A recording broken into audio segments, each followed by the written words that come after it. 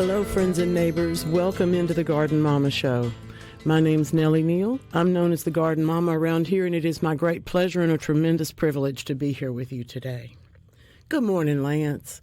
I hope all is well. Are you thawed out yet, sir? No, the whole week. I think it's been I feel like it's a little bit of an ice box out there, but it's okay. I've enjoyed it. It'll go away. I have on very thick trousers today, but I do not have on the 3 layers that I've been wearing all week. Yeah, So it's getting a little better in my part of the world. I don't know about everybody else, but New Orleans. Oh, it was beautiful. Thank you for sharing that image. We had such a... It was so beautiful. Unfortunately, piñatas. Unfortunately, they, as of yesterday morning when everybody went to work, they still had not opened the interstate or the twin span or any of that stuff.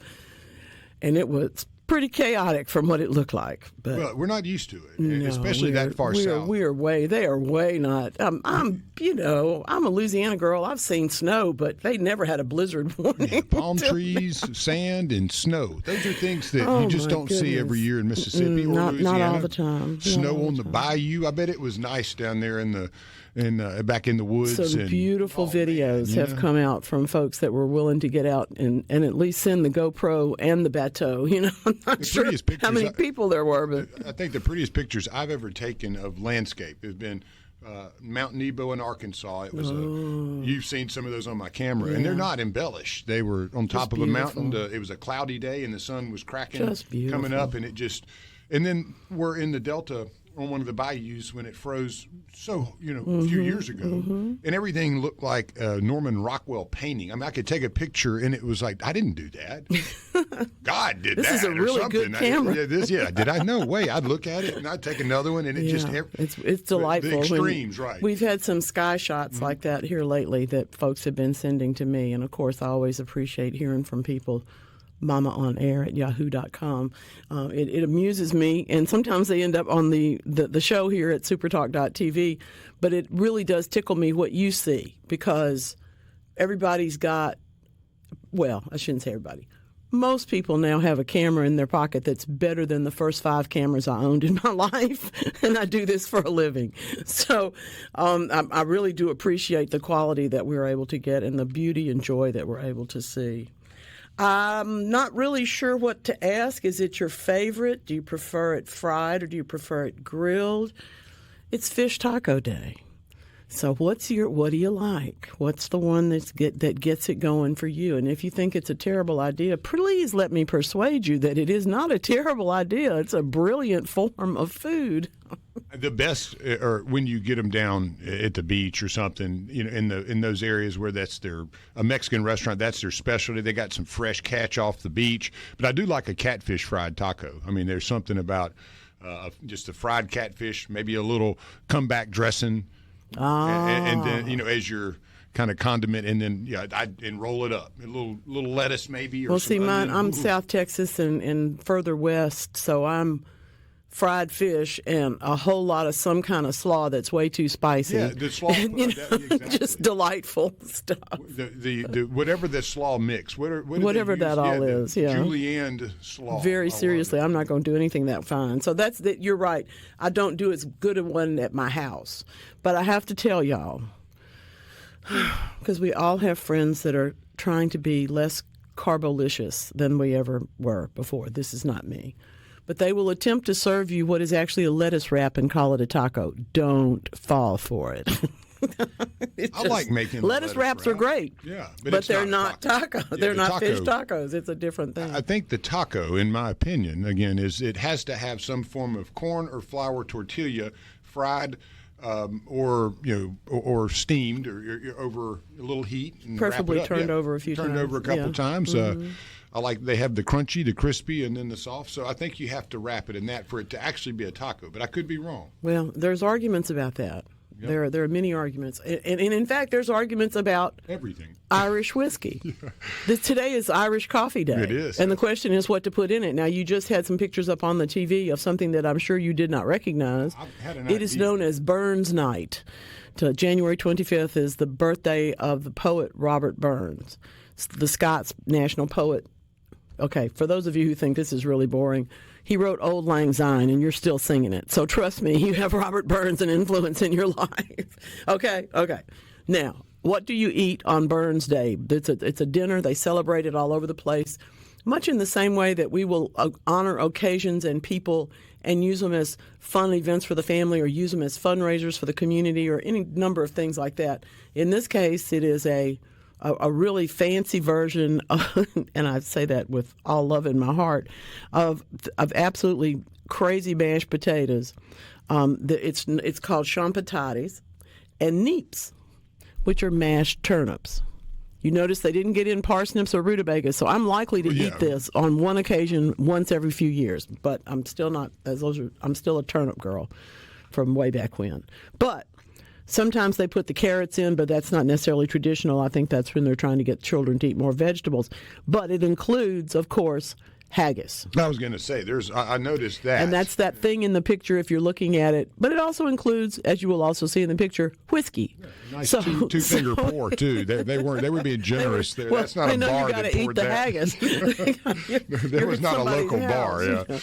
No, haggis, probably that's not. The one I was like, I know what that is. I know what the one in the back. I couldn't tell if that was grits or taters. It's and I was like, there's no way in England. It's taters and turnips over there in Scotland. In Scotland area, the UK. I was like, I don't think they have grits over there. So. There's the question, of course, is to define haggis, and haggis is pretty tough. But it is. Got to have a little intestine wrapping there it. There are people who would compare it to the slug burger in that it is whatever you had, but it has been elevated to the point in many ways that like the slug burger has, so that now we actually know what is in the haggis that is made today. Mm-hmm. And that is lamb, beef, oats, onions, and spices. A lot of all of that. And packed into the intestine. And packed into that thing. Yeah, into that intestine bag. Yeah.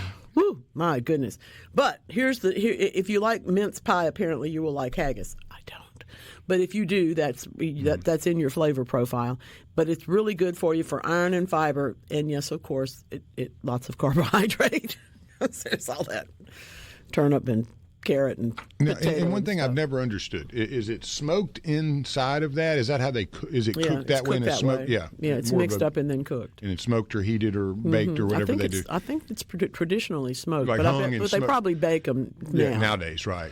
Yeah, because they were trying to keep this for a month or two. You know, you kind of wanted to hang it, dehydrate it, then smoke it. Probably they did it and then waited for Burns night to eat. Right, it. prep this for 2 months. Haggis can't go bad, folks. We got Burns night coming. Gracious, we've got to take care of that. We got to drink our whiskeys. Got to drink all that whiskey. So this is the question, of course, is always, why do they do this? Well, they do this because, quite frankly, for those of you who are not big readers, people used to sit around and read poetry to each other, and they were pretty intrigued by Robert Burns' writing. So it eventually becomes a thing. And because he is so celebrated over all the centuries, I mean, he's born in like 1750. Okay, so his work has been around for a while, a minute. As a result of that, it has great, and it becomes a thing with panache. You know, if you are a contestant on Chopped and they serve you, they give you to cook with haggis in a can, you may not be so happy. But the real thing apparently is a meat-rich, much like a mincemeat pie. It's not sour. It's not any of those. It tends towards being rich and kind of sweet. So that's what I'm told. I'm going to trust you on that. I haven't been to Scotland yet. I would love to visit. And when you go to Rome, you do as the Romans do. You absorb the culture, the history, the language, and you have to. If you go to Scotland, you've got to eat haggis. And if you're in Italy, you've got to eat pasta. Yeah. I think that's very true. Yeah, you wouldn't want to miss that. There's certain things you would have to partake. You absolutely would not want to miss that if you had that opportunity. For goodness sakes. A couple of other words though floating around today that somehow seem to have my attention today. The new pandas have come out. They're not new, but they're newly released to be shown to the public, tumbling over in the snow and whatnot. Like cubs in Washington. Like little panda cubs, okay. And they're Bao Li and King Bao, and that's because they're pandas. They all have that sort of lyric quality to their names. But the best part is that much like the cameras where you can watch bald eagles nesting, there's Panda Cam. So if like me, you're probably not going to go to Washington to see them, it's kind of fun to watch them as they are being introduced to the public. And watching people's reactions is kind of fun, too, because people who've never seen a panda are always impressed because they're so pretty. That's where I think technology nails it. Mm-hmm. I can observe without disturbing them. Well, and it doesn't cost you much. It doesn't disturb them. It's convenient. I think we nail it with certain things like that, and that's really cool. The cams where you can sit there and get the live animals that they don't know you're there, and that's part of the joy of watching an animal is when they really don't know you're watching. And it's kind of like people watching. Yeah, it is. And but animals are so much more fun. I mean, I was sent an Instagram of the cats scaring dogs, and it was like a 1-minute clip, and it was hilarious because they were house cats and house dogs living in the same house.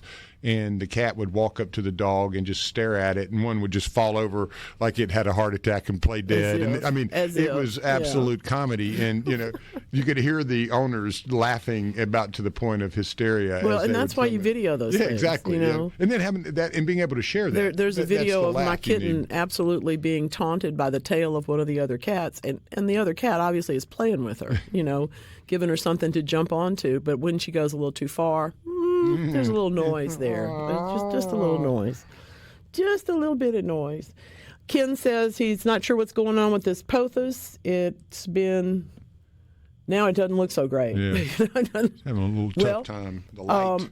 I think it's in low light, and I think it's dry, and I think it needs fertilizer. So move it closer to the window and put a little fertilizer in the pot and give it some water, and let's see if we can't get it to at least come back a little bit in color.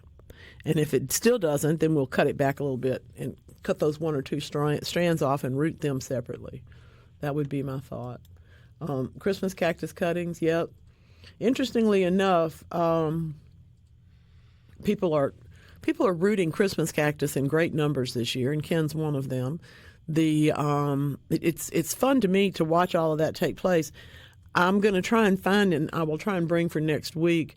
There's a method that someone has shown us that where we basically are sticking them through plastic wrap into perlite. And I don't know how to tell you how much to do or how deep or any of that. I don't know if you have to callus the leaves before you do this. But I'm going to try and figure it out. If any of you have done that, please let us know. Say good morning to our friend Paula. She's in here today. That's wonderful. I wonder if she's cutting some dogs today. Oh, what you doing, Paula? Yeah, you working? She might be working. Probably maybe on the ride in. Probably is. That's a good question. What are you doing today? What are y'all doing today? What is everybody up to? It's cold. I know that. I'm just going to tell y'all, it's the end of January, and I have not pruned the fig, and I have not trimmed back the ornamental grasses. You were warning folks last week. I was sick, and then I was cold, and then I was sick again, and then I was cold. So I'm just not doing any of it, but I'm going to. It's got to warm up this week so I can get some of these things done. That will be really wonderful. Today we are going to have a guest in the next hour. We're going to talk about the Gulf Coast Orchid Society show, which is coming up next week, where, of course, I wish I could run away to. Beautiful place to beautiful break. Flowers. Y'all get to see some gorgeous pictures when we get that rolling in the next hour. And today is Seed Swap Day. So for those of you who collect seeds, who are interested in all that, go to exchange.seedsavers.org for some information there. And, of course, southernexposure.com has some really good notes about how to do a seed swap if you're interested in doing that. We have a couple of master gardener groups in our state that do a brilliant job of seed saving and seed collecting. That's really how you get those plants that are the ones you aren't going to know until, well, there they are. You didn't realize what that variety was until you saw it, and then you couldn't find it. Well, when you found it, it turned out you could get a seed for it from your neighbors as opposed to someplace else. Garden Mom, is my fiddle leaf fig not getting enough sun? It actually looks pretty good compared to some I've seen this winter.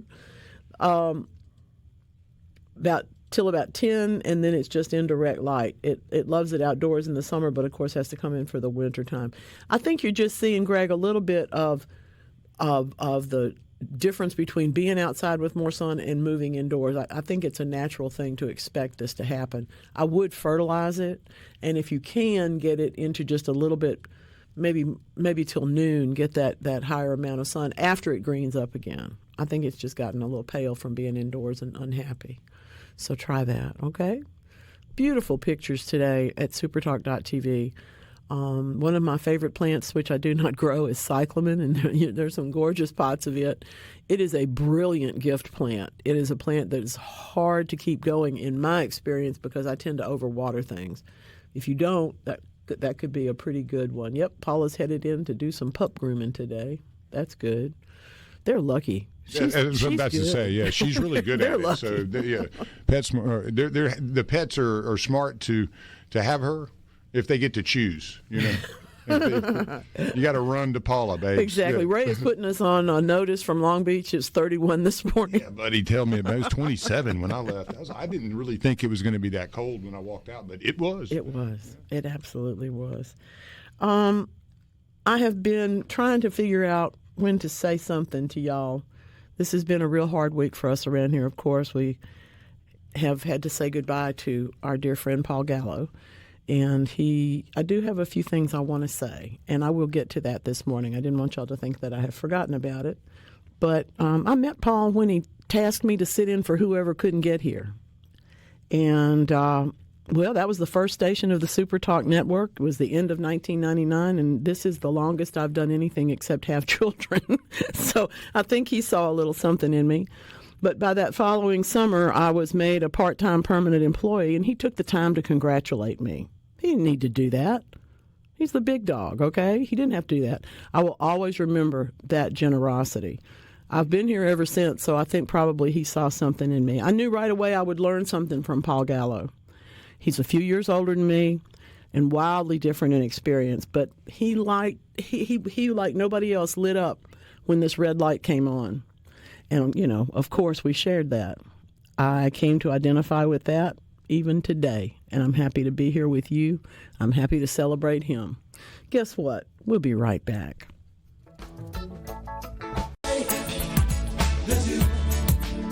I think we've started something around here, folks. Every day this week, somebody's asked me something about potatoes, and the questions just keep on coming. So let me talk about potatoes for a moment. Excuse me. The question about potatoes is always, why do some people plant them in the fall? Why do some people plant them in the spring? For example, the question on our text line today says, I bought red potato seeds. The directions noted to harvest in late summer. Well, that doesn't make any sense because I've been telling you can harvest them in May. That's not what he said, but what she said, but it's that reference. That's true. Potatoes take about 100 days. There are one or two varieties that take less. In most places, you don't get 100 days of good weather until you're in the late spring moving through summer and you harvest in late summer. Actually, we're planting again in late summer here for the fall potato crop. So what I'm here to tell you is, yes, we plant them in February. It still takes 100 days, which is about Mother's Day when you'll be harvesting. I did have a few other things I wanted to say about them. You need to understand that the potatoes you plant in the springtime usually do bloom, and some of those flowers will actually look like little tomatoes, and that's because these things are related to one another. It's actually not something to eat, okay? So the sprouted eye of the potato like that is not something to eat either. But you may want to know what that is. A lot of people are curious about it. Some varieties, you hear me talk all the time about red Lesota. I love that potato better than anything. It's the one it's a new potato. It'll be about the size of a golf ball or a little bit bigger. And there are other ones. There's red gold. Those are great. It's a little bit shorter time to mature than red Lesota. But we've also got Kennebec, which is probably the classic white potato that we grow, the classic russet. It also is a little bit shorter time. It's about 95 days instead of about a week sooner than the red Lesotas. But it's something to think about, and it's something that you really do want to enjoy when you plant them because, quite frankly, they're going to be better than anything you buy, and that's no offense to Idaho or anybody else that grows potatoes. But when you grow them yourself and you're harvesting and eating them fresh, it's a much better experience. So remember, February is the time to plant potatoes in our part of the world. Please do it and give yourself, you can grow them in straw, you can grow them in the ground if you've got soil you can dig through. But you've got to have about 2 feet of stem underneath the top of the plant. So that's why we usually put them into a wire basket or something else, even a straw bale, to let them grow that way. It'll do better for you out of the heavy soil that we tend to have, and it'll also, frankly, give you a fun project to talk about when your neighbors come over. Let's all grow some potatoes. I know that we're talking about sweet potatoes eventually, not today. These are what are called Irish potatoes, okay? So, that sounds funny. But that's exactly what we're talking about, is potatoes. That was a really good question. Thank you for asking that, because I didn't think about the fact that if you get your potatoes from somewhere else, they're going to tell you something different. Or if you get them in a package from a big box store, it's going to have instructions that are really intended for Ohio. So you don't have to do that. I have a bunch of things to say about perennials today. A bunch of things that I would like to talk with you about. And of course, like, anytime you have someone on your mind, you have a lot you want to say about them. One of the big reasons why we do Fish Taco Day and, things that like that is because Paul Gallo showed us how to do all of that. He probably... I'm not going to tell you that he celebrated every holiday. I don't know that. But he's the first person that ever told me when it was Blues Guitar Day. That kind of stuff. Oh, boy. I would never have looked up. Man, he was so funny about that in the mornings, too. Great when stuff. There was some good ones, it was always, you would dig in. And when those were the ones where there was like 8 different things on that day and they were all terrible, he would lighten it right up. Yeah. That's absolutely true. That was a big piece, honestly, in something that, when we first started working together, was he loved the birthdays and this day in history, but to this day, and it really is. He would always say, we don't want to give people a heart attack on the way to work. We got to keep it light because we're going to light it up here in a little bit. Let's talk fish tacos. He had a really great perspective on that, and how you get into everything, and same with an interview. He was really good at, starting out a certain way, then kind of poking the bear a little, and then coming back down. That is really the hallmark of someone who can do what he did, and that is to talk to anybody about everything. And that's you couldn't prepare for an interview with him as much as I would have 30 or 40 screens up, every day. There's always something he got else. To the point where he appreciated that, but at the beginning he wanted me to print everything, and I can't print everything because you've taken me from old school to new school too. I don't print anymore, I still have some paper, but it's paper that was printed a long time ago. It's not brand new printing. I use the laptop, and it's made it. It's made for a better show, I think. It is nice to be able to celebrate the many different wonderful things in the world today. There's so many unique things, and I'm happy that some of them are a big whiff when they label a day. But a lot of them are really cool and give you a perspective that you don't get. When else do I get to tell you about Robert Burns' birthday, for heaven's sake? Yeah. Right, exactly. Thank goodness for the internet, or we'd have to have some encyclopedia of awesomeness. I wouldn't remember all of that. Yeah, I wouldn't. Well, there used to be calendars of all that stuff, and they were printed, but the type was like, teeny weeny. You better read it the day before. To be able to see what it was. So we do a lot better now. We do absolutely do a lot better. I'm happy to tell you that. I do think that in those first meetings, Paul was kind to me even when he didn't have to be, and I think he saw something in me, but I think he saw something in himself too. And in most people who succeed in broadcasting, we're all richer because he got to know himself. He like that famous son of the Delta, B.B. King. Paul knew there was something else out there. That's a famous quote from B.B. King. I sat on that tractor and knew there was something else. And that's when he got a guitar and went off and took the next step in his life. Paul Gallo was someone who grew up farming. His family farmed. And when his father passed, of course, those things all changed. Things happened. And he knew that there was another way for him. So you know what that guy from the Delta did? He got up and went to Chicago and went to broadcast school. Do you know how much cojones that takes? My goodness, that's a brave thing. Now, I'm not going to compare myself to that. Yes, I did go away from home. It was important to do that. I do think that if you go out of your home state for a little while, it's real good for you, especially if you come back to do great things. Paul Gallo did that. Paul demonstrated more than anything else on a daily basis outrageous old school work ethic. You hear people talk about they can't get anybody to come to work. Paul knew about that. Got to show up, do your best, exercise your passion for this medium every single day. He did that. He did that. He was as passionate about his work as he was about his hummingbirds. But guess you didn't know he had hummingbirds. Well, he did. Not one, not 10, but scores flying around his mini feeders. I so enjoyed his expansive tales about their antics and the broad smile that it gave him to tell those stories. Just delightful, wonderful, wonderful hobby. I give him credit for keeping my home state sugar industry so healthy. He bought sugar in 20-pound bags. Okay, that's a lot of hummingbirds. We will all miss the gusto of that big voice, and we send our heartfelt condolences to his family. As we say in my tradition, may his memory be for a blessing. And that is exactly the sum of it. When the time comes, we are all the result of what we have done, and we are all the result of who we knew and who we touched. And by any of those measures, he was a tremendous success. Rest in peace. Back to the text line now, because, he would say, all right, that's enough of that. Move on. Get busy. I know you're not supposed to replant tomatoes in the same soil, but I use 15 of those 29 to 30-gallon containers.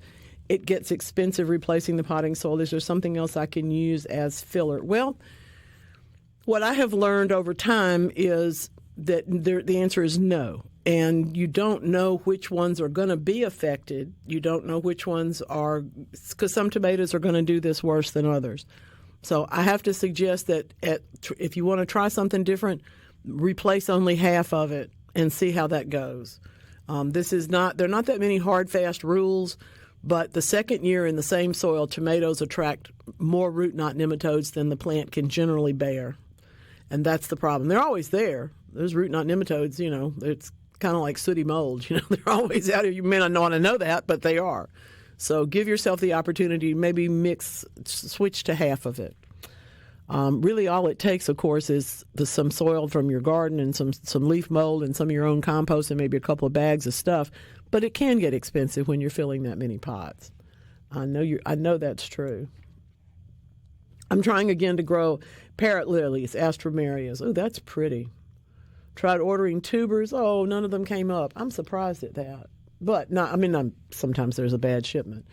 But anyway, a friend dug up some, and only one survived until the squirrel knocked over the pot. Oh, no. All right, these 4 plants arrived a week ago. What should I do to get them to thrive out in the back garden in the ground? I would need to know specifically what the name of this alstroemeria is and whether or not it is rated for your zone as an outdoor plant. But I can tell you that if it is, you're still going to need a place with at least half a day of sun and some really good drainage in the soil. I hate that you've had so much. I would keep at least one of these in a container and grow it that way just in case it doesn't work in the ground. That is one of my perennial rules, and I truly don't have that many, but one of my perennial rules is if you shop out of town or if you order an extra one so you can keep it in a container, or you can put it on the other side of the yard from where you think it'll grow well. That'll give you a little bit more opportunity for success. But I wish I could figure out why those others didn't work. I don't know. I don't know the answer to that. But I do know where you have to. I'm not going to plant them out until March, but I would keep them in some kind of a tent and keep them moist but not overly wet until that time. Can I grow carrot seeds in February and how many days to harvest? Depends on the variety, how many days to harvest. But yes, particularly if you are able to provide a little cover for them in case of another freezing spell. We could all take book on that. I don't know if we're going to know whether it's going to do that or not, but you certainly can, and it's a good idea to start all of those early spring, winter crops as soon as you possibly can, February at the very latest, early March, because depending on the variety, carrots are going to take maybe 60, 80 days. Some take a little bit longer, but you're probably not going to be growing those. They're usually about 70-day crop. I love that. Carrots. Let's do more carrots. Oh, thank you. That's nice. People are saying such nice things. That's sweet. Really, really sweet. Okay, we're going to worry about that problem at the break. We got lots of stuff going on today. There are some beautiful greenhouse photos in the mix today at SuperTalk.tv. There also are some absolutely beautiful orchids. That's because we are going to talk, as I mentioned, in the next hour about a whole lot more about orchids and about the show in Goche. If y'all haven't done one of those, plant societies used to be an almost routine part of our world, but they're not so much anymore. So that's why it's such a particularly special event to be able to go and see what they're up to. These are specialists, these are breeders, these are people that just love that particular plant, in this case orchids, and it really does make a big difference in how things happen. There are a couple of things that we need to worry about this particular month, and we're running out of time. One, of course, is to prune the fruit trees. One is to prune the ornamental grasses, I mean. But let's see now. What else have we not done? Well, we haven't really talked enough about one of the basic winter projects. That, of course, is caring for the shrubs outside.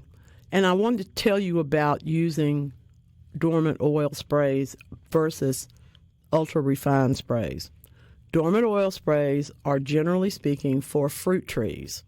They have a very specific purpose and are very hard to use in some cases because they're very thick and have to be sprayed with a different kind of sprayer oftentimes. So when you go to the shelf in the grocery store or go to the shelf in the big box store or go to the garden center, make sure that you are looking at the particular one that is ultra-refined. It may be called all seasons oil in some cases. So, why do we spray plants with oil in the winter? Well, one reason we spray them is because we need to suppress their insects. And there's a lot to be said for that, which we're going to talk more about today. There's so many reasons, though, and so many bugs and so many plants. So let's talk about oil when we come back, right after this. Yes, indeed. Yes, I love that the co-op has shelled sunflower seeds on sale. Yes, you can put them in your bird feeder. Great question. Kenneth from Starkville. Hey, Kenneth, I hope all is well and that everything's going well up there, but I know y'all were cold. Oh, my goodness. Whew. Enough of that. I'm ready. Where was this? I was reading. Starkville. Oh, yeah. It's been, it's so funny, though, that it was so much colder south. Wet. Yeah, wet, cold, had the snow, and Oxford in the northern hemisphere of the state really just kind of said, "Hey, we're gonna sit this one out." Yeah, we don't have enough moisture in the air, and it's actually too cold to snow. I felt that way a few days this week. I don't even think the snow doesn't even want to come down. Exactly, right now. It's unfortunate, but it does happen that way sometimes. Another good question. I have a pear tree, and it's very tall. It really too tall to take care of fully. Is it too late to trim it? No, it's not at all. You can top it, you can trim it, you can do whatever you need to do to be able to work on it. I would not cut the central leader if that's the main thing that's there. But if you've got branches that can be cut back and you can even top it a little bit, you'll be able to have better access to it. So I think that's just fine. Just fine. I want to talk about perennials today. I am such a perennial fan, and there's a lot to say about them, quite frankly. I want you to be aware that everybody talks about how perennial plants are the answer because you have to plant annuals every year. Well, if you start on perennials, you are actually going to end up planting some every year. Everybody talks about doing this in the opposite season to which they were blooming, but in our case, we just kind of have to go with the weather and how things are doing. It can get very, very hot in the fall, so the spring perennials might not be well divided at that time. On the other hand, it's so cold right now, you probably don't want to be dividing the summer ones at this particular moment, but very soon you'll be able to do that. Don't be surprised if, for example, the ones that you've just transplanted don't look so great, or if the ones that you proceed to transplant don't look all that terrific either at one time or another. Perennials are not that difficult to grow, but as a group, They do need to be in enough sun for that particular species and soil that their roots can grow in. I want to make sure that I tell you a couple of things that I have thought about over the years and really kind of put this together. I do believe that this is my insurance rules for perennials. Always buy two if you really like something, and particularly if you're shopping out of town or online. Don't plant them together if you're unsure about the location that you've selected for them. If you're unsure, cut back half the flower stems and see if they rebloom before you deadhead. That's something to think about. Usually if the leaves are adapted and are smaller, then we can have a less success in that rebloom, but that's not always the case. Before you dig up the crown, see if you can take the offshoots off from around the plant when you get ready to multiply it. Some plants, like hosta, don't want to be messed with, and you are literally going to have to dig the whole thing up and gently separate them before you can replant anything. But some others, it's easy enough. Ajuga and things like that, it's really easy to dig up sidebars, so to speak, and take those and replant them. I always say let the willing seeders go to seed. There's Rudbeckia hirta is one of my very favorites that I've ever grown because of this. Its seeds come true, and frankly, once those seeds are mature, you can take them and just spread them all over the place, and you'll have little plants come up that will be yours to transplant or to let grow. You're going to have a beautiful garden when you grow perennials. So here's the final tip, my friends. You're going to have to strip search the people that come to visit you, or at least take away the knives and small bags that are in their pockets, because trust me, we all want our garden to be as pretty as yours. And we probably would like a little, one or two little pieces of that Linton rose would be a good thing. Grow some perennials, why not? Who's on the phone? We have Anna in Oxford. Hey, Anna, you going to give us a weather report this morning? Well, it's cold right now. It's predicted to be warmer. Good. Oh, I'm so glad. Well, we've been through 2 major freezes and 2 major droughts in the last 2 years. So this is the 3rd one. Y'all are trying to set some records. Yeah. Well, my garden is a mess, which, from before, and I've had a couple of trees down, which have had to be taken up. But I wanted to... I think a couple of weeks ago, I mentioned that my camellias had great big buds on them, and what am I going to do to protect them? And you made a good suggestion, paper bags on them, and I did that. But then this last freeze, I thought, the flowers are they're just itching to open up. Mm-hmm. And I cut off all of the blooms, along with a few little parts of the leaves and stem. And I stuck them in water, and it was very nice. And I have now got them to root. Oh, fun. You didn't know you were going to have that much success, did you? No, I didn't. And so I'm going to have a lot of little tiny... It'll take a while for them to get to be anything, but they are rooting, which is, very good. Yes, and so I'm hoping that the winter will not be as bad as it was a couple of years ago. Well, we're going to cross our fingers for that. So many people have trouble rooting camellias that I love that yours are just taking off, in the vase. It's really wonderful when they do that. Just little knobs. You can see where it's coming out. And before the winter, I cut off a few twigs of the native hydrangea. Yes, oak leaf. You know which one I mean, oak leaf. Mm-hmm. And that actually rooted. And I actually did it kind of early, because normally you wouldn't do it until, spring? Well, you can either way. Like, that's one of the things that's true of perennials, but it's also true of trying to root things. Sometimes the fall is better. Sometimes it's not. Yeah. Well, it hasn't worked yet for my paper bush, which I had to cover, and I have no idea if that has survived. And also the I expect that it will, Japanese, by the way, because it's actually Aurelia. hardier than we think. But I think the Japanese Aurelia is tougher, but the paper bush I think will be fine. Yeah. Well, the Japanese Aurelia, I think we thought we'd lost it last year, and it came out. So I've got not blankets, but sheets just to protect the wind, because we get a lot of wind here. I understand, and that really can we talk all the time about the actual effect, whether it's the wind chill or the heat chill or all that other stuff. Yeah. And in fact, sometimes the windbreak is what makes the difference. Yeah, well, my husband and I have a little joke, and it's you probably don't even remember this, but years ago, the Queen was at a horse racing event, and her eyes were watering, and her mother was still alive. And the mother chided her for crying. She says, "No, Mummy, it's the wind, Mummy." so every time we come in from outside and our eyes are watering, "It's the wind, Mummy." I like that. In my family, we say you're leaking. Yeah. I do miss Gallo, because I would do my exercises in the morning to Gallo, and now I don't have Gallo to exercise to anymore. It's very annoying. Well, the good news is that we're going to put that on the list of requirements for whomever takes the seat. So Lance is making a note of this as we speak. So yeah, those guys have been great. I'll tell you the truth. We've had some really wonderful times at this company since I have been here. And anytime somebody is ill, anytime somebody has to get out for a little while, there's always that next person ready, because that's what a good job they do here of teaching people. So I know that you will have an exercise buddy any day now. Thank you, Anna. Well, we got to get out of here. And I can see where Gallo got his training, because I lived in Chicago, and that's a real radio talk It's a very big town. You're exactly right. And this is one of his favorites right here. We'll be back.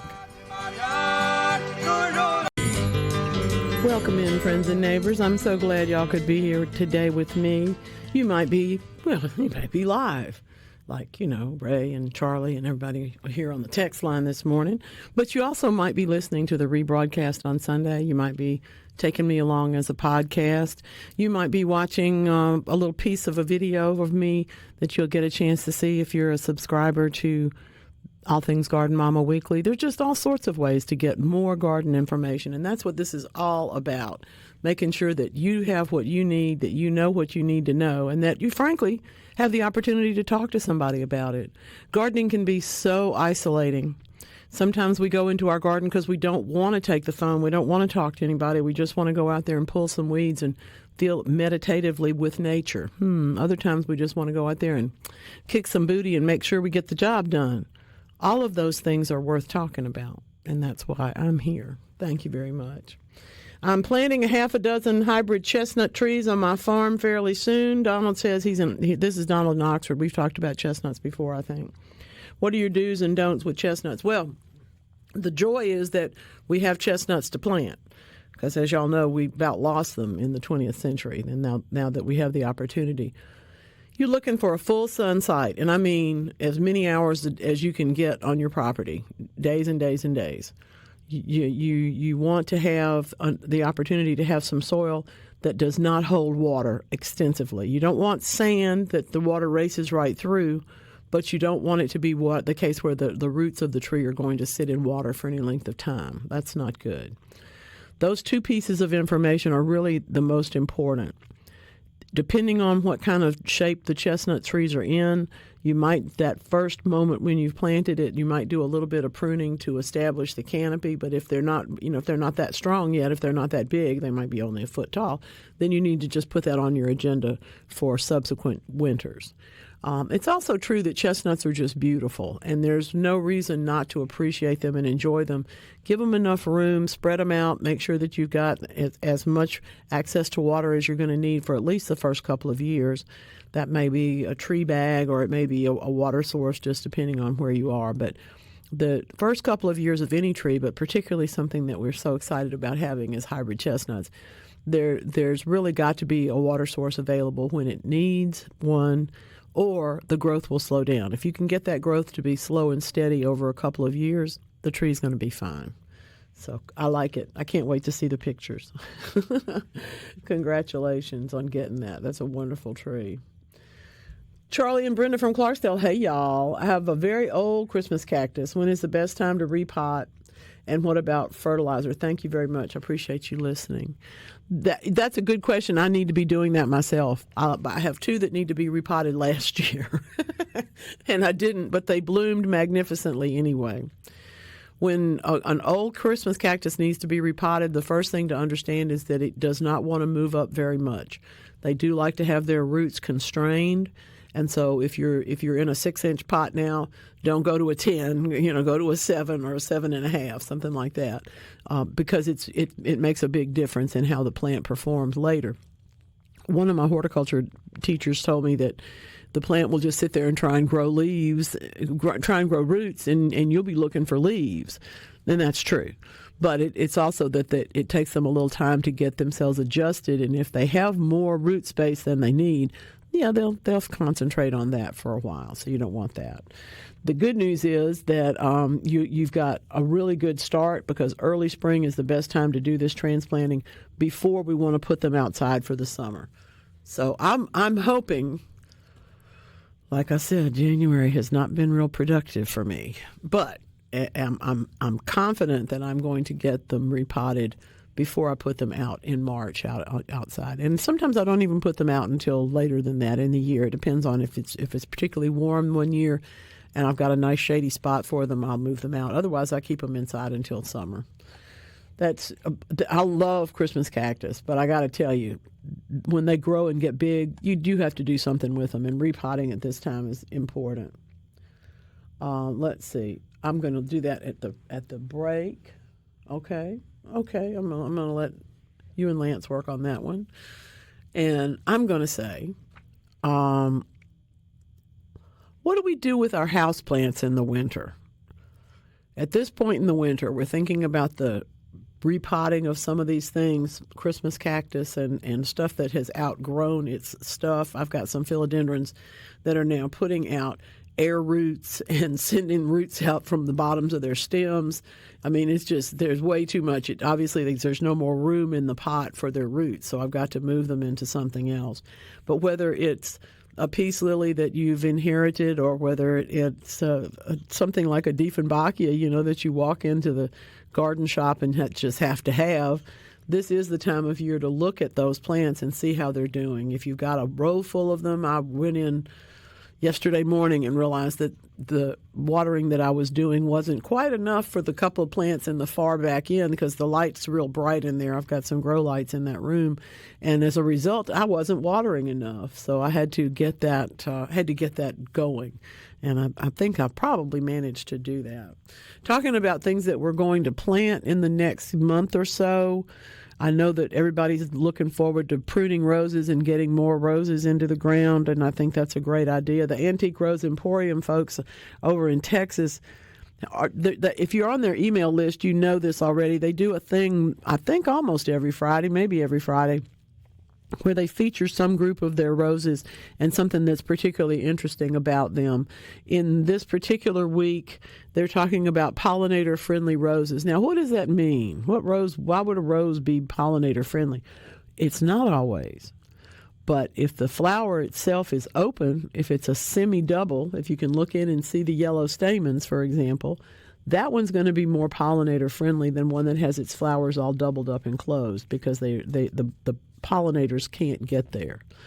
This also means that sometimes, for example, if you have a single flower, like the butterfly rose, which changes color and also has a very open flower form like that, that's also something where you will get many, many more rose hips if the pollinators are able to get to that rose. So if you have a collection of roses and you really would like more rose hips, go for a semi-double or a single flowered rose. And of course, the folks at Antique Rose Emporium have plenty of those to recommend to you. There are a couple of them that I'm very fond of, and I'm happy to say that they tend to be fond of them too. But the what they call pollinator friendly really does just mean an open rose so that you can see the stamens. It doesn't have to be completely single, but it needs to be open faced. Coal Settlement is one that I have seen before and liked, and they also tell you about Up for Anything, because although it is a semi-double, it does have some area that is accessible to the pollinators. So that's pretty cool. Pretty fun stuff. Let's see. I've never taken that Christmas cactus outside. I'm just not sure which fertilizer to use when I do. I prefer to see how the plant's growing.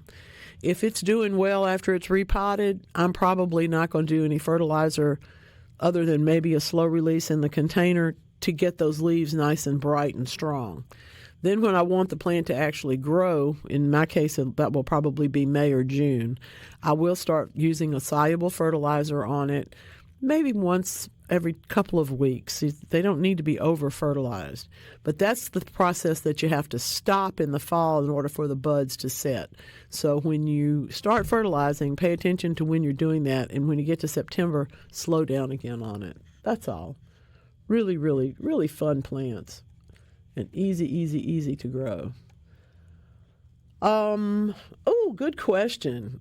What are your recommendations for getting your zinnia soil ready? You don't have to do anything except make sure that it drains and that it's in the sun. So if you have a mud spot that you want to turn into a bed for zinnias, this will be a great time to go in, dig it up, and start adding some materials to it, such as soil conditioners, ground barks, your own leaf mold, some bagged compost and manure perhaps, but not too much. They don't need much fertilizer. But just to make a nice bed out of that. You can do that right now. If you have another area that perhaps is grassy and weedy, this would be the time that you want to get those under control, because they will fight with your zinnias, and you don't need that. But it's really a matter of soil prep depending on your situation. And if your soil is real wet, amend it and build a bed up a little bit so that they will be able to drain and still have plenty of space that they can grow in. And on the other hand, if you've got an area that you're going to clear for zinnias, make sure you go ahead and do that clearing now. One of the things that I have liked to do, particularly if there's grasses or something, maybe not lawn, but if there's stuff growing there, this works with lawns too, go ahead and cut it down as low as you can get it, and then basically just scrape it off. Now, if it's turf, take about an inch underneath, because you want that. You can reuse that some other place in your garden. But if it's just weedy stuff and you're trying to get rid of it, scrape it right off the top, get rid of that out of your area, and then start amending your soil. I like that optimism. Let's think about zinnias already. That's great. Yes. Plant those fruit trees. Thank you for asking that question. I probably should have made a remark about that before, because it is time to prune them, but it is also time to plant them. And yes, apples, plums, peaches. This is figs too. It's wonderful time.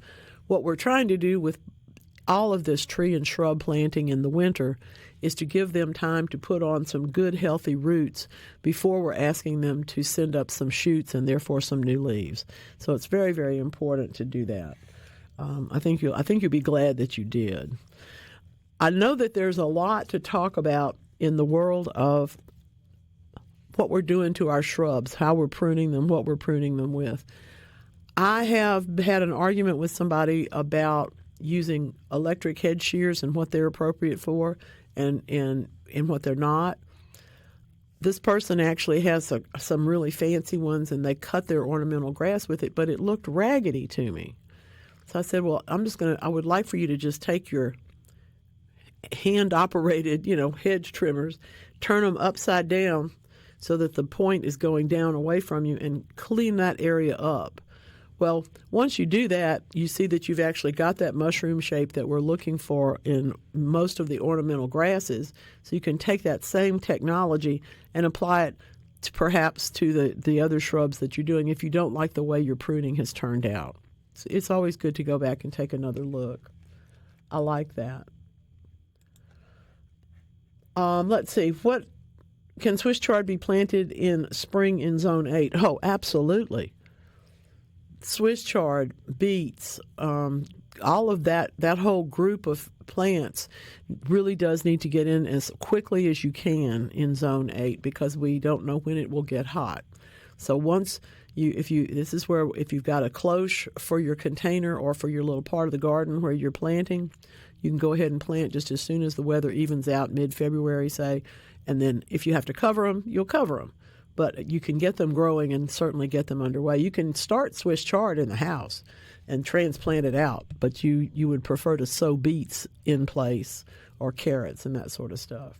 We grow turnips again. We grow mustard. All of those things that you might think of as fall can also be grown in the springtime.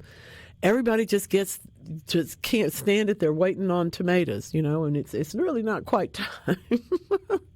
Not quite time. Let's see. Pruning apples. Pruning apples are really good. It's a good thing because you do have to prune them. What you're trying to do with apples is to create an open canopy with a lot of fruiting spurs. The spurs are the part of the apple that comes out on the branch comes out, and these are teas. We talk about this on muscadines. We talk about this on wisteria.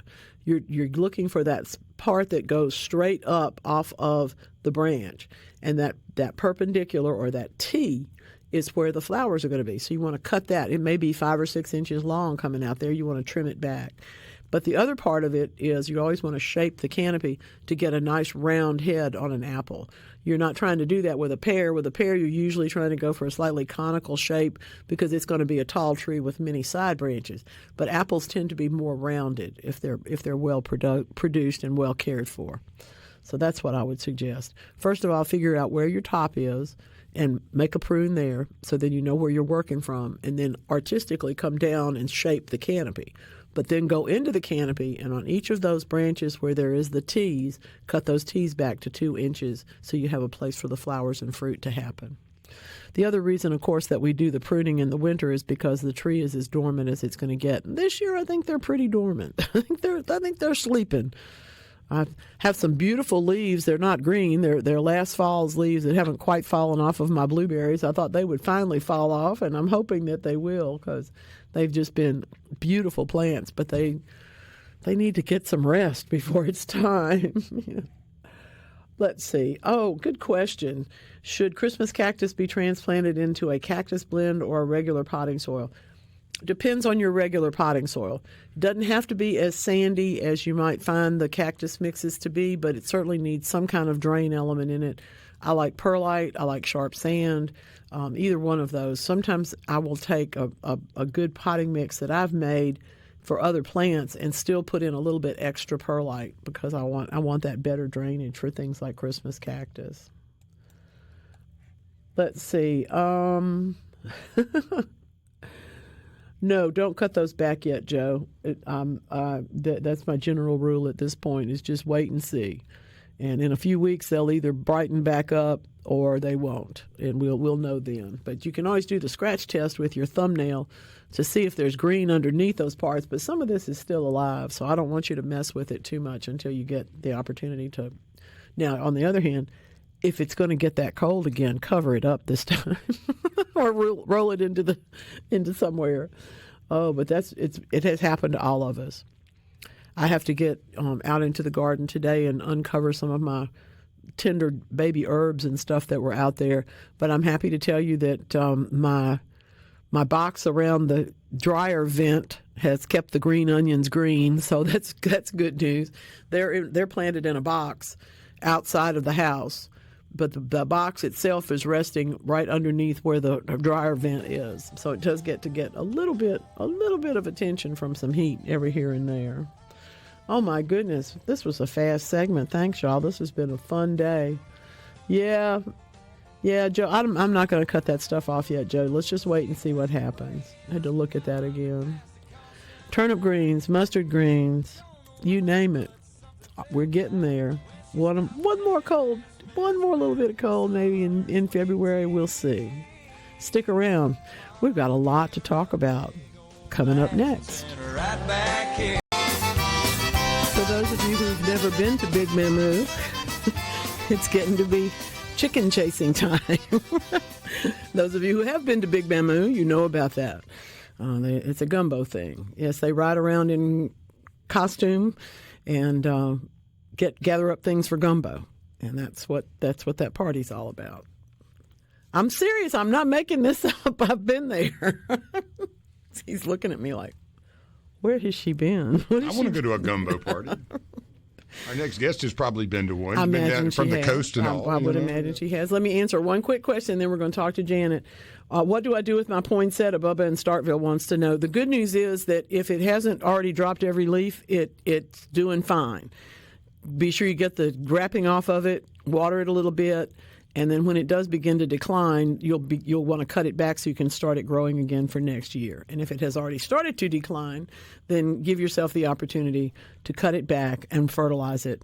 You're going to treat it like a good old house plant, And that's really the thing to do. Okay? Okay. Now, I'm happy to say that we get to talk about orchids because we have wooed her. We have invited Janet Olier to come and talk with us today about the Gulf Coast Orchid Society's annual orchid show, the Goche Convention Center, which is, of course, in Goche, Mississippi, coming up on January 31st. Good morning, Janet. Thank you for being with us.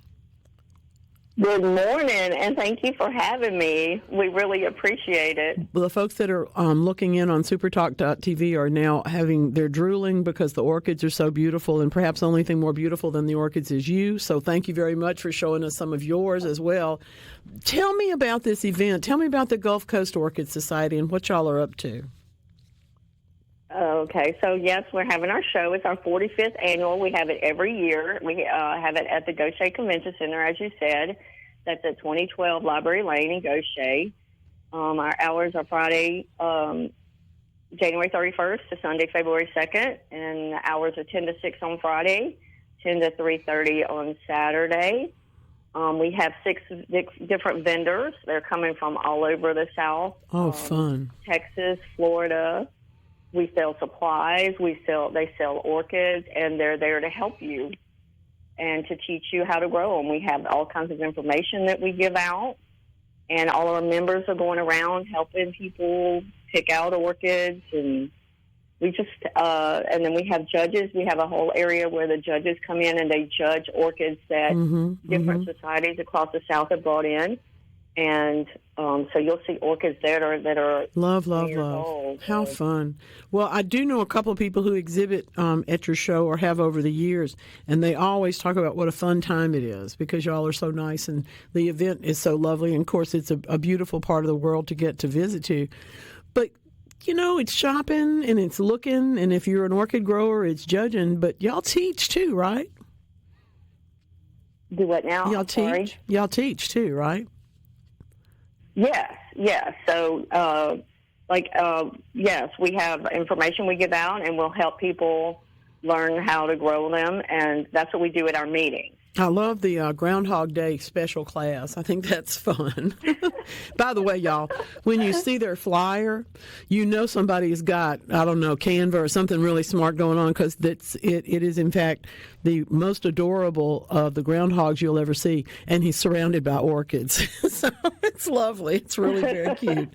Very, very nice. We're going to have little groundhogs hiding around everywhere. And, so we're going to have repotting classes as well. Oh, fun. Now, see, that's something everybody wants to know about that. That's not an easy thing to explain to somebody. Some orchids, you and I know, are terrestrial. They grow kind of in soil. But other ones that are the epiphytes that hang from trees, they don't grow so well in soil. So y'all will give the scoop on that, right? That is correct. Yes, ma'am. And we will talk to people. And like I said, we will be repotting. We're going to physically repot at 4:30 on Friday and Saturday. That's so great. Because if you see somebody do it, it makes a lot more sense. Yeah. That's wonderful. So, tell me. And they sell supplies. We'll have people there who sell the potting media for orchids there as well. That's interesting because someone just asked today, do I need to use cactus soil for my Christmas cactus? And of course the answer is, well, probably not, but you do want to make something that is very, very well drained. And when it comes to growing really anything, but particularly when we're growing something like orchids, if you don't get them in the right kind of soil, they're just going to sit there and look at you. They're not going to grow. So that's a wonderful thing for y'all to demonstrate to people and frankly answer all their questions at the same time. Tell me something. I know it's probably not possible to know this, but just from the photographs, it looks like y'all must have a large membership to be able to conduct such an event as this. How big is the membership and how often do y'all meet during the year? Well, our membership has grown in the last couple of years. And yes, we do have a lot of people come to our meetings now. We have close to 40 come to the meetings each month. Love that. And we probably have 60 to 75 members that are on the books. That is really but we're always accepting new. But that is such an accomplishment. It's really hard to get people to, frankly, get out of their telephones sometimes, get off their couch and go to a meeting of people with like minds. And this is someplace you're going to have fun, you're going to be inspired, You're going to learn something. And there's nothing better, I don't think, than having the opportunity to be surrounded by some beautiful plants, really from all across the South and other places too. But I know all of the Southern Orchid Societies kind of show up at this one. And so y'all have a lot of people. It's really wonderful. Yes, ma'am. And it is a great way. I mean, that's one thing that got me started into going to the shows and the meetings. This is a great way in the middle of the winter. You go and here you see all these beautiful flowering things when everything else is dead everywhere else. It's just, it just Perfect. brightens your day. Exactly. Just brightens your spirits. And also, frankly, you don't have to have a big yard to grow orchids. You can grow orchids anywhere that you live. There are quite a few species that are comfortable with the same temperatures you're comfortable with. So that's kind of a cool thing about them. I have actually known people who bought orchids for their mothers who stayed in nursing homes, so that and they were able to grow them throughout the year and rebloom them in their little apartment. I love that, and it is one of the things that will brighten any corner. I mean, let's face it. I have known a couple of people who had very shady houses, but they had one space on their property that had enough bright light for a greenhouse to grow some orchids in.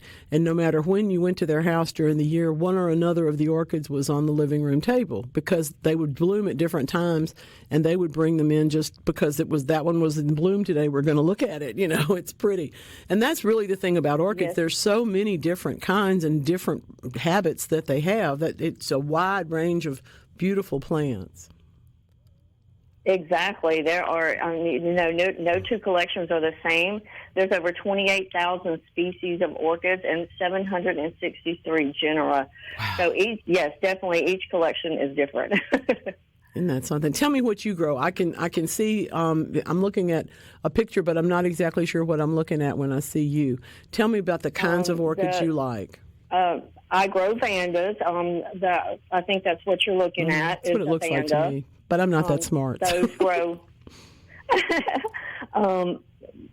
The pink one and the yellow ones are vandas. And then I also grow cattleyas, which are the ones that are like the corsage orchid. I was going to say we call that corsage orchid, but I don't know that anybody even wears corsages anymore. Remember back when you were little, your mom gave you a corsage for Mother's Day? Oh, wait, I still have the first corsage press that was given to me for a dance when I was in high school, and that's about 110 years ago. But it was orchids. It was small orchids, and I knew immediately how much he thought of me because it was not, well, I don't want to put down any flowers, but it was not the simplest of the flowers. It was the orchids, and that still meant a lot to me. What fun.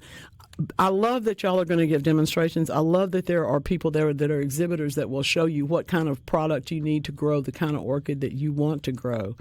But I also really encourage people to just go and walk the show. I mean, there's such beautiful flowers, and you will literally go away with ideas for colors that you hadn't thought about, and maybe even in flowers, you'll want to put them on your wall, or you'll want to decide to change your clothing, or suddenly you'll decide you're going to become an orchid grower. But there's something here for everybody.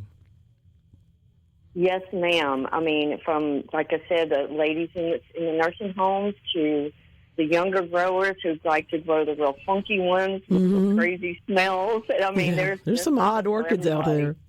There definitely are. And I love seeing, we always feel like we who are of a certain age always hope that our knowledge will be continued and put into the next generation. And obviously you're nowhere near my age, but you're already passing on good information too. So I think that's delightful. Y'all have such a good and active group. I hope that folks will get themselves to Goche to the Gulf Coast Orchid Society. And if they don't, they can get in touch with y'all so that they can, y'all have a Facebook page, right? So if somebody just wants to find out about your meetings. Yes, ma'am. Yeah. Yes, ma'am. We have a Facebook page. Our meetings are at the VFW in Gulfport at 15206 Vito Road at 2 o'clock on a Sunday afternoon. It's a great way to spend a Sunday afternoon. Our meeting this on February 5th was moved to February 16th because of the show.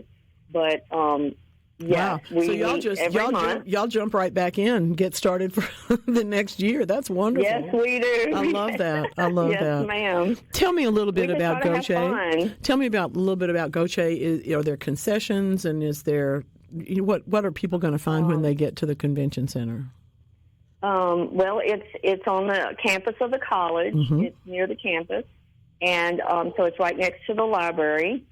Yeah. There are food places nearby. There's not a lot of places to eat, but you'll find something. I was going to say, and Ocean Springs is real close, and there's plenty of things there. But somebody could go for the day and have a wonderful time, and really learn something about orchids, get to meet y'all. I wish that it was going to be me, but it won't be me this year. But I might get there next year. It's a fun event. Well, I hope so. I'd love to meet you as well. I came to y'all's event once, and I really was impressed. There was so much to see and so many people doing so many cool things. Thank you, Janet, for being with us today. I know that your whole organization is going to grab this and tell you how wonderful you are, and if you're not careful, they'll elect you president. So be real. keep on president. I was going to say, do we have to go to a lifetime position? Because you're good talking about it as well as everything else. Now, I can't let you go without tipping my hat to you because I know that you're a postal worker. And yes, ma'am, I am. Thank you. Y'all are the stalwarts of my world, and not only because it always looked to me like if I could just get a letter from someplace else, it was a little bit different than my little hometown that I was in. But it's also true that y'all keep everything moving and keep everything going. I'm not going to tell everybody how long you worked this week, but she didn't get home much this week in all that weather. She was working. Yeah. And that's really the thing about it. When you meet someone who is a public servant like you are, we have to tip our hat. We have to say thank you, and we have to show the respect that you certainly deserve. Thank you for being there. Thank you for doing that. And thank you for having a hobby that is this grand and this wonderful on top of everything else that your life has in it. Janet Olier, appreciate you, president of the Gulf Coast Orchid Society. President for life, by the way, y'all. This is going to be a trend. Thank you so much for being with me today. And anything else you want to tell our folks about coming to see you? Do they need to know anything else? I can't think of anything else. Just come and have a wonderful weekend and, spend a few hours with us and you'll learn a lot. I love it. Well, y'all be sure you get to supertalk.tv or see my show in the podcast form after we're done here because you don't want to miss these orchids. These are some beautiful, beautiful flowers. And I look forward to talking to you again, Janet. Thank you so much. Appreciate it. Sounds great. Thank you so much. Thank you. Bye-bye. You. Bye now. There are so many crazy things going on in this world. We're going to jump from bliss to mess. Greg wants to know, do voles ever hibernate? I don't think so. I think they get quiet for a minute, maybe when they're in their nest. But no, they're if the damage is coming up right underneath the level of the mulch and right under on the top part of your lawn, for example, they'll get under it, but they can't go any farther than is easy. So that's why oftentimes you'll see a little bit in the lawn, but then you'll see most of that damage up in whatever is the nearest flower bed with some mulch in it, because that's easier for them. They will eat plant roots. They are a big love hostas, so you have to keep them out of your hosta beds. But no, I don't think voles ever quite hibernate. Oh, my goodness. We're going to step away. We will be back. We got a little bit more to do this morning. Thank you all for being here. Stick around. Used to know a girl lived down there, and she'd go out in the evenings and pick a mess of it, carry it home and cook it for supper, because that's about all they had to eat. I love it. I'm sorry I had to do that. Now that's you funny. Gave me the freedom. I did. Yeah. When you give freedom, you pay the price. We could be here if we had another hour. We could talk about poke salad. Oh yeah, what it is and what it isn't, and all of these other various things. We need to dig into that one day. Well, it's a mystery. I can tell you that if you're a sophomore at LSU and you're a very young girl, it's not exactly the same as hunting for. It's one of those things that you might want to go out and learn about before you get there. Let's put it that way. And anywhere that it grows, because it is a very, very wide-ranging plant. No doubt about that.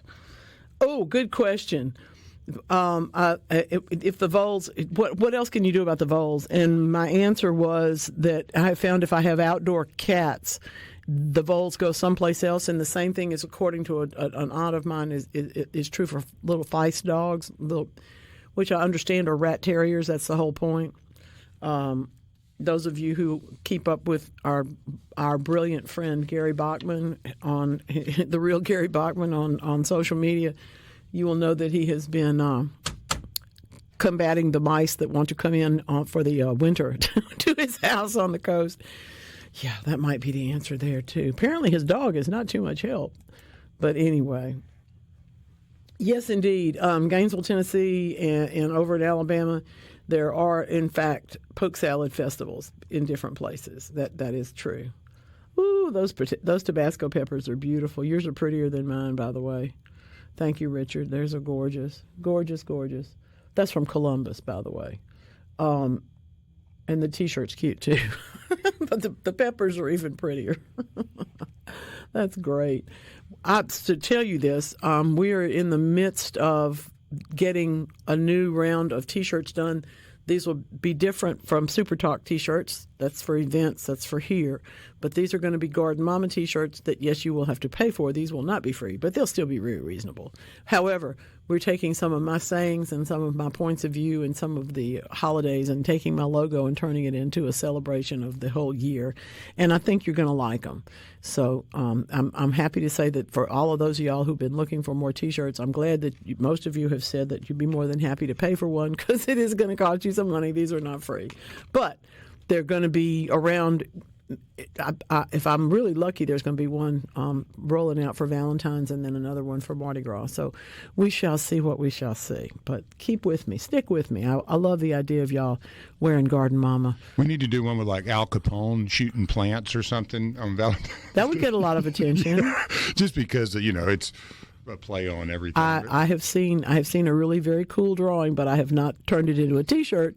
The notion that you don't bring a whip to a gunfight kind of stuff. There's that with mosquitoes and people in their large guns shooting the mosquitoes. So there could be something in there, because we do like our humor. In Gainesville, Tennessee, and Arab, Alabama. How about that? That's awesome. Yeah, thanks How for about sharing. that? Mm-hmm. We need a tour, y'all. Oh, definitely. See, we need a biscuit festival and a Mayhaw jelly festival, and we need a tour of the poke salad festivals. Yeah. Does anybody want to go to the alligator festival? I would. Yeah. It's fun. It's a good. Do they like cook alligator too? Yeah. Almost all the alligator that I've ever eaten was at a couple of those festivals, because they cook it 17 different ways. Everybody's got their own thing, and it's really fun. I can't say that. I like the music every bit as well as I like the food. So is it mostly tail that you're eating? Yeah, I think so. I think there's plenty of that. I've never really asked. There were kebabs. There were sauce piquant. There was all kinds. I'd be surprised at people that know how to cook rice gar dishes. And buffalo and carp. They're delicious when cooked correctly, or if you know what you're doing.